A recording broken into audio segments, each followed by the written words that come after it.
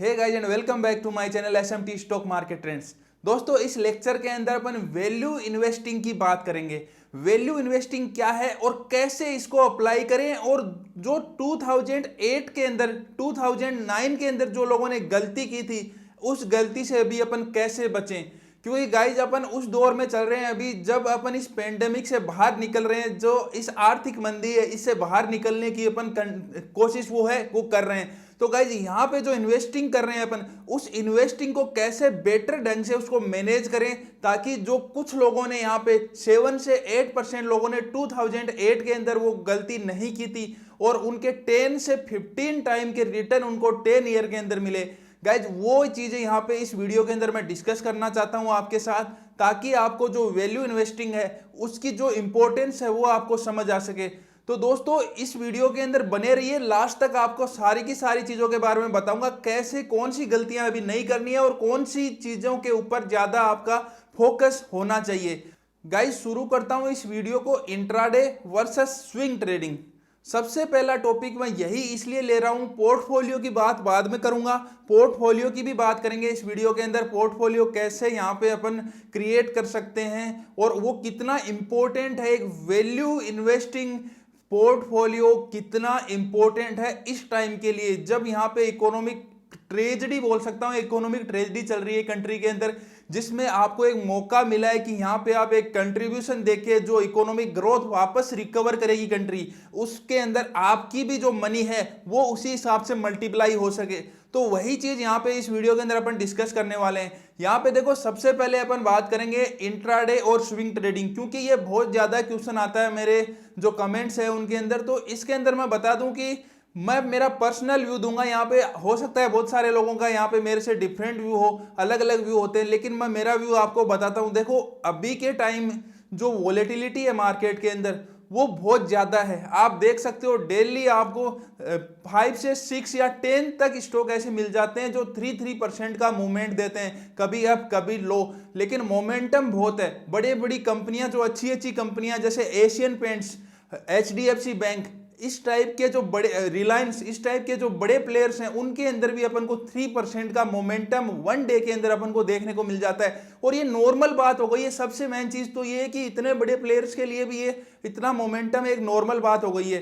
तो यहाँ पे है इंट्राडे के लिए अगर अपन जाते हैं, देखो गाइस ध्यान से सुनना ये चीज, ये मेरा पर्सनल व्यू है। इंट्राडे के लिए अगर अपन जाते हैं तो अपनी जो मनी है, अपनी मनी का जो एक्चुअली मैं बात करूं MIS के अंदर अगर अपन लगाते हैं तो कोई भी ऐसा बंदा नहीं होगा, चाहे सारी की सारी स्ट्रेटेजी लगा ले, यहाँ पे वो ये बोल दे कि मैं 100% ऐसी कॉल्स दे सकता हूं जिसके अंदर मैं एक्यूरेट हूं।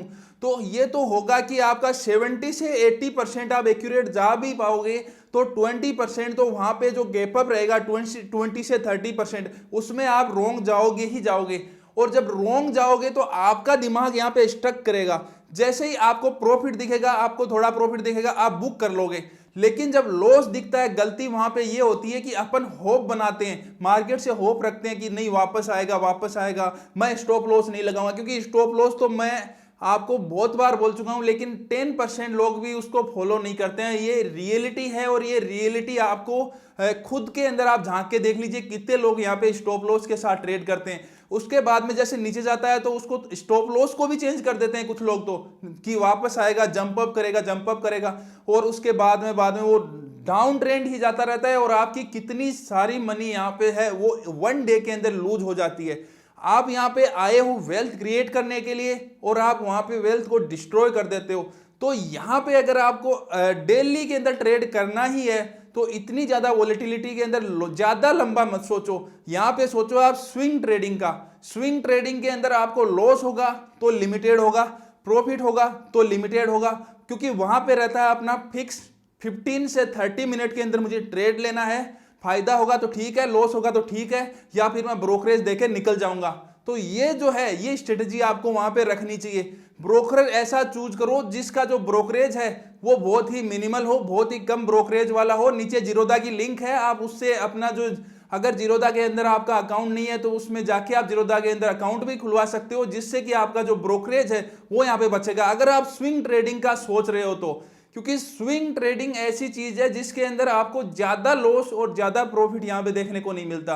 अपन लॉन्ग रन के वहां पे जो ट्रेड है वो वहां पे नहीं लेते हैं, उसके अंदर अपन शॉर्ट टर्म के ट्रेड लेते हैं, ताकि आपका थोड़ा थोड़ा आप सीखोगे भी, और साथ में थोड़ा थोड़ा सीखने के साथ में ये भी रहेगा कि आपको जो प्रॉफिट है वो भी यहाँ पे ज्यादा मिलने की प्रोबेबिलिटी रहती है।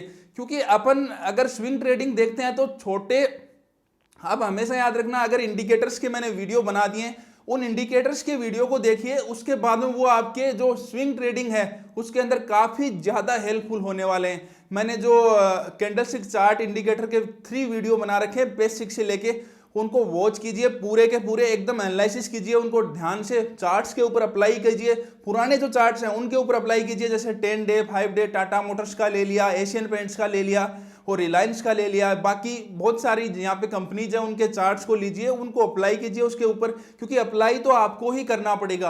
अप्लाई करके उसके बाद में आप स्विंग ट्रेडिंग के अंदर जाइए, उसके अंदर आपको हो सकता है ज्यादा मुनाफा ना हो, क्योंकि उसके अंदर लॉन्ग रन का मुनाफा नहीं होगा, क्योंकि अपन 15 से 30 मिनट मैक्सिमम टारगेट रखते हैं, उसके बाद में अपन एग्जिट हो जाते हैं। प्रॉफिट तो ठीक है और लॉस भी ठीक है, लेकिन वहां पे जो जो मैं समझाना चाहता हूं आपको, बहुत ज्यादा जो लॉस है वो नहीं होगा वहां पे, ये सबसे बड़ी उसकी पॉजिटिविटी है जो है। उसके बाद में अपन गाइस बात करते हैं पोर्टफोलियो मैनेजमेंट की।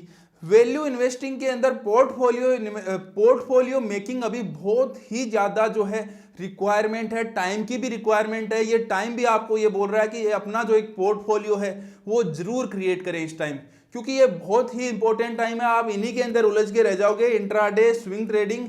और इंट्राडे देखो, सबसे मेन चीज, अगर आपको इंट्राडे करना है, इंट्राडे के लिए तो बहुत लॉन्ग रन का यहाँ पे टाइम पड़ा है। जैसे ही ये वॉलेटिलिटी खत्म होगी, मार्केट अपनी दिशा में आएगा, वापस अपने जो लेवल है उसको टच करेगा, उसके बाद में जो ट्रेड लेंगे अपन, जो 1% 2% जो इंक्रीज करते हैं डे में, उसके बाद में एक अपन को एक जो मार्केट है उसकी एक डायरेक्शन मिल जाएगी। उसके बाद में थोड़े टाइम के बाद में जब ये इकोनॉमिक क्राइसिस से अपन निकल जाएंगे, जैसे पहले होता था, तो उसके अंदर अपने ट्रेड है ना, उसके अंदर 90% तक की भी अपन एक्यूरेसी ला सकते हैं। लेकिन आज के टाइम के अंदर ऑपरेटर इतना हावी है शेयर्स के अंदर, और इतना ज़्यादा, मतलब कि इतना ज़्यादा कॉम्पैक्ट हो गया है सिस्टम, इतना ज़्यादा कॉम्प्लेक्स हो गया है कि यहाँ पे ट्रेड लेना एक एक्सपर्ट के लिए भी पॉसिबल नहीं है, इंट्राडे ट्रेड लेना। इसलिए मैं स्विंग का बोल रहा हूँ पहली चीज तो। दूसरी चीज, यहाँ पे पोर्टफोलियो मैनेजमेंट बहुत ही ज्यादा इंपॉर्टेंट है। यहाँ पे जो टाइम की डिमांड है, टाइम खुद बोल रहा है आपको कि अभी अपना पोर्टफोलियो जरूर क्रिएट करें। और जो पोर्टफोलियो क्रिएट करें उसके अंदर बहुत सारी चीजों का अपन को ध्यान रखना होता है। देखो, बेसिक चीजें मैं यहाँ पे बता सकता हूँ, बाकी पूरी डिटेल में तो मैं सारी चीजें नहीं डिस्कस कर पाऊंगा, क्योंकि इतना बड़ा वास्ट टॉपिक है ये पोर्टफोलियो मैनेजमेंट। तो यहाँ पे मैं कुछ बेसिक चीजें आपके साथ डिस्कस करना चाहता हूँ। देखो, यहाँ पे आप कोई भी स्टॉक चूज करो, आप हमेशा एक चीज याद रखो कि जो 50 पैसे 1 रुपीज इस टाइप के स्टॉक से थोड़ा सा आप बच के रहो। जो एकदम पेनी स्टॉक जिनको अपन बोलते हैं, सर हमें पेनी स्टॉक बताओ, उससे हम मल्टीप्लाई कर ले मनी, कुछ नहीं होगा गाइस, थोड़े दिन के लिए होता है ये। और अभी जो ये इस जो ऑपरेटर है इस टाइम बहुत ज्यादा मार्केट के अंदर हावी है। आपको पता है, कोई 1000 रुपए से कोई जो स्टॉक है वो 50 पैसे पे आ गया, तो उसके लिए कोई तो रीजन रहा होगा वो वहां से यहां तक आने में। अब आप बोल रहे हो कि वो पेनी स्टॉक आपको लोग बताते हैं, ये हो सकता है आप 10,000 इसके अंदर इन्वेस्ट कीजिए और 1 करोड़ बन जाएंगे 10 साल बाद में। ये एक्चुअली के अंदर एक टैगलाइन लगा देते हैं ऊपर, ताकि उनको जो व्यू है वो अच्छे मिले, लेकिन ये पॉसिबल नहीं है गाइज, ये चीज बिल्कुल भी पॉसिबल नहीं है। आप उसके अंदर इन्वेस्ट करोगे, उसके अंदर व्यू आ जाते हैं, लोग इन्वेस्ट करते हैं, थोड़ा सा ऊपर आ जाता है, लेकिन अल्टीमेटली क्या होगा, उसके बाद में जब लोअर सर्किट लगने शुरू होंगे, आप बेच भी नहीं पाओगे उसको, आप उसको सेल भी नहीं कर पाओगे। हाँ, कुछ ऐसी कंपनीज हैं जिनके अंदर अपन को अगर ग्रोथ दिख रही है, अगर उनके अंदर फ्यूचर ग्रोथ दिख रही है, अगर उसकी जो पेरेंट कंपनी है वो स्ट्रॉन्ग है यहाँ पे, तो वहां पे अपन इन्वेस्टमेंट्स के लिए जा सकते हैं। लाइक अभी मैंने वीडियो बनाया था आलोक इंडस्ट्री के ऊपर, और मैंने उसके ऊपर इसलिए जोर दिया क्योंकि वो अभी जो है उसका जो फंडामेंटल्स हैं वो धीरे धीरे स्ट्रॉन्ग हो रहे हैं। यहाँ पे हेथवे के ऊपर बनाया मैंने, हेथवे का प्रॉफिट देखिए, छोटी कंपनी जरूर है लेकिन उसके जो प्रॉफिट्स हैं वो यहाँ पे रेगुलरली इंक्रीज हो रहे हैं। तो उस टाइप के स्टॉक्स को अपन लेने का सोच सकते हैं, अपने पोर्टफोलियो के अंदर कुछ स्टॉक उसके ऐड करने का सोच सकते हैं। वो सस्ते भी हैं लेकिन वो अच्छा भी परफॉर्म कर रहे हैं। बहुत सारे एग्जाम्पल हैं ऐसे जो छोटे हैं लेकिन अच्छा परफॉर्म किया है पिछले सालों से उन्होंने वापस से, तो उनके ऊपर अपन जा सकते हैं। लेकिन आप बोलो 50 पैसे का, 1 रुपीज के, 10 रुपए से नीचे के, तो उसके अंदर मिल भी जाए तो भी उसके अंदर अपन को रिस्क बहुत ज्यादा रहती है, बहुत ज्यादा। जो 10,000 भी आपने लगा दिए तो ये मान लो कि आपने पान खा के उसका थूक दिया, ये चीज यहाँ पे हो जाती है। तो जिसलिए मैं आपको बोल रहा हूं कि आप अगर पोर्टफोलियो मैनेज करने जाते हो तो सबसे पहली चीज तो यही ध्यान रखो कि आपके दिमाग से ये चीजें निकाल दो कि आप एक ऐसा इन्वेस्ट करोगे उससे वो 1000 टाइम हो जाएगा, और इस टाइप की चीजें आप बिल्कुल निकाल दो। दूसरी चीज यहाँ पे बात करता हूं, कोई भी कंपनी कंटिन्यू प्रॉफिट दिखा रही है वो तो उसका फंडामेंटल्स हो गया। दूसरी चीज उसका फ्यूचर क्या है कंपनी का, उसका जो बिजनेस मॉडल है वो क्या है, क्या वो फ्यूचर के अंदर सस्टेन कर पाएगा। क्योंकि आप अपनी हार्ड अर्नड मनी यहाँ पे जो है इस मार्केट के अंदर लगाते हो, तो यहाँ पे सबसे इंपॉर्टेंट चीज ये हो जाती है कि वो कंपनी आगे सस्टेन कर पाएगी या नहीं कर पाएगी। मैं आपको इतने ज्यादा यहाँ पे जो है स्टॉक्स बता दूं जो 500, 600, 700 तक थे यहाँ पे 2007, 8, 9, 10, और वो गिरते गिरते आज 50 रुपीज 60 रुपीज में आ गए, क्योंकि जो उनका बिजनेस मॉडल था वो यहाँ पे नहीं चल पाया फ्यूचर के हिसाब से। तो you have to find out these kind of stock जो फ्यूचर के अंदर यहाँ पे आपको उनके जो बिजनेस ऐसे हैं उनके अंदर यहाँ पे आपको रिटर्न देखने को मिले। और उसके बाद में गाइज मैं बात करूंगा यहाँ पे दूसरा पॉइंट भी हो गया, तीसरा पॉइंट मैं यहाँ पे आपको बात करना चाहूंगा, अपना जो पोर्टफोलियो है वो इस हिसाब से डिजाइन करें जो डाइवर्सिफाइड हो। डाइवर्सिफाइड पोर्टफोलियो बहुत ही इंपॉर्टेंट है आज के टाइम के लिए, बहुत ज्यादा इंपॉर्टेंट है यहाँ पे। क्योंकि गाइज अगर अपन पोर्टफोलियो मेकिंग के लिए जाते हैं तो अपन चाहे आप कितनी भी अच्छी कंपनी ले लो, कंपनी तब तक ही अच्छी है जब तक उसका मैनेजमेंट अच्छा है। जैसे ही मैनेजमेंट खराब आया, मैनेजमेंट के दिमाग में कुछ गलतियां आई, कुछ खराब आए, कुछ उसके लालच आ गया, उसने कंपनी के अंदर घपला कर दिया, कंपनी कितनी भी अच्छी हो वो बिल्कुल थोड़ा सा भी टाइम नहीं लगता है उसके स्टॉक को गिरने में।